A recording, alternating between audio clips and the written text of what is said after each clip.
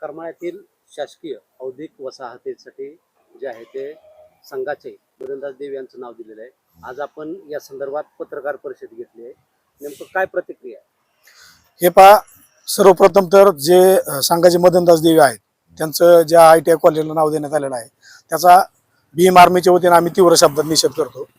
काहीतरी करमाळ्याच्या जडणघडणीमध्ये त्या माणसाचं शून्य योगदान असताना संघानं नेमके त्याचं नाव कशासाठी दिलं हेच कळायला मार्ग नाहीये. काय पुढची भूमिका काय असणार आहे, काय मागणी आहे? पुढची भूमिका असं असणार आहे की आम्ही राज्यभर या नावाच्या विरोधामध्ये तीव्र स्वरूपाचं आंदोलन करणार आहोत आणि त्याचे पडसाद जे उमटणार आपल्याला दिसणार आहेत.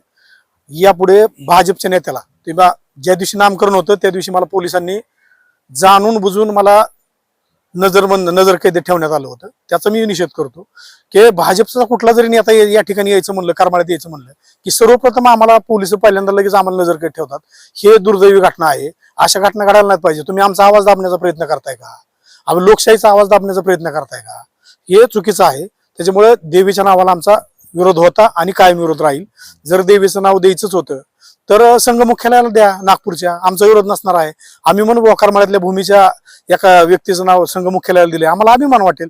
त्याचबरोबर या तालुक्यात ज्यांचं योगदान होतं त्यात मी प्रामुख्याने नाव घेऊ इच्छितो की सन्मान्य या तालुक्याचे सुपुत्र होते, सामाजिक न्याय मंत्री होते दिगंबर बागल यांचं नाव द्यायला हवं होतं. देशभक्त नामदेवराव जगताप यांचं नाव द्यायला हवं होतं. अण्णासाहेब जगताप यांचं नाव द्यायला हवं होतं.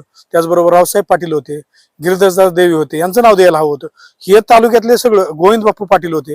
ह्या तालुक्याच्या जडणघडणीमध्ये ज्या महापुरुष ज्या आमच्या काय हे आहेत सामाजिक कार्यकर्ते होते त्यांचं नाव द्यायला पाहिजे होतं. या तालुक्याचं त्यांनी चांगलं काम केलं होतं. त्यांचं नाव द्यायचं सोडून, महापुरुषांचं नाव द्यायचं सोडून जे संघाचे प्रचारक होते त्यांचं तालुक्यासाठी त्यांना कुणी तालुक्यात ओळखत नाहीये, यवना शहरात बी त्यांना कोण ओळखत नाहीये. मग त्यांच्या नावाचा गळ का घातला गेला आणि त्यांच्या नावाचं नाव का देण्यात आलं हेच कळायला मार्ग नाहीये. हे कशासाठी चाललंय? आणि आता ते ITI कॉलेज जे आहे त्या ठिकाणी त्यांचा जीवनपट लावण्यात आलेला आहे. म्हणजे तुम्ही संघाचं मुख्यालय केलंय का तिथं? RSSचं कार्यालय त्या ठिकाणी केलंय का? तिथं आमची मुलं शिकणार आहेत. सर्वसामान्य बहुजन कुटुंबातली मुलं ITIचं प्रशिक्षण त्या ठिकाणी घेणार आहे. आणि मदनदास देवीचं ITI मध्ये नक्की मग मदनदास देवींचं कार्य काय हे कुणी सांगेल? तर मी भाजपचे जे पदाधिकारी आहेत त्यांनी या नावात सुचवलेलं आहे. मी त्यांना जाहीर आवाहन करतो की तुमच्यात धमक असेल तर तुम्ही आमच्यासोबत डिबेट करा, आमच्यासोबत चर्चा करा, मदनदास देवीचं कार्य सांगा आणि जे करा. असं कोणीच तयार नाहीये. तुमची मागणी काय असणार आहे, पुढची भूमिका काय? पुढची भूमिका आमची हेच आहे आणि मागणी आमची एकच आहे की मदनदास देवीचं नाव देण्याऐवजी या तालुक्यातले जे काही ज्यांचं जडणघडणमध्ये आहे त्यांचं नाव देण्यात यावं, अन्यथा एखाद्या महापुरुषांचं नाव देण्यात यावं. नाही तर बाबा आमची मागणी यापुढे असणार आहे की आम्ही तीव्र भूमिका घेऊ, राज्यभर आंदोलन छेडू, भाजपच्या नेत्याला फिरू देणार नाहीयेत. याचा आम्ही जाब 100% विचारल्याशिवाय राहणार नाही. काय नेमकं कुणाचं नाव संदर्भात तालुक्यामधील द्यावं किंवा काय? तालुक्याबद्दल बघा, हे 5-6 नावं आम्ही जे सांगितलेले आहेत ना त्या नावाला आमचा मुळीच विरोध नाहीये. उलट आम्ही जाहीर समर्थन करतो. महापुरुषांच्या नावाचं आम्ही जाहीर समर्थन करतो. मी सांगितलं ना तुम्हाला, स्वर्गीय दिगंबररावजी बागल असतील यांचं नाव चालेल, देशभक्त नामदेवराव जगताप यांचं नाव चालेल, गिरिधरदास देवी यांचं नाव चालेल, त्याचबरोबर स्वर्गीय गोविंद बापू पाटील यांचं नाव चालेल, रावसाहेब पाटील यांचं नाव चालेल. या कुणाचंही नाव द्या, आमचा विरोध नाही. परंतु जर मदनदास देवीचं नाव असेल तर आमचा 100% विरोध असणार आहे. नाव बदलण्यासाठी तुमचा किती दिवसाचा अल्टिमेटम असणार आहे?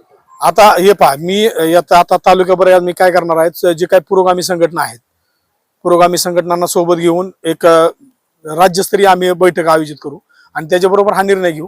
कारण का बाकीचे हे पहा, बाकीचे जे काही 14 जे नामांतरण झालेलं आहे त्यांना महापुरुषांचं नाव देण्यात आलेलं आहे. इथं जामखेडच्या ITIचं कॉलेजचं नाव पुण्यश्लोक अहिल्याराणी होळकर करण्यात आलेलं आहे, त्याचं आम्ही समर्थन करतो. मुंबईच्या ITIचं डॉक्टर बाबासाहेब आंबेडकर करण्यात आलेलं आहे. कोल्हापूरचं लोकराज्य छत्रपती शाहू महाराजांचं नाव देण्यात आलेलं आहे.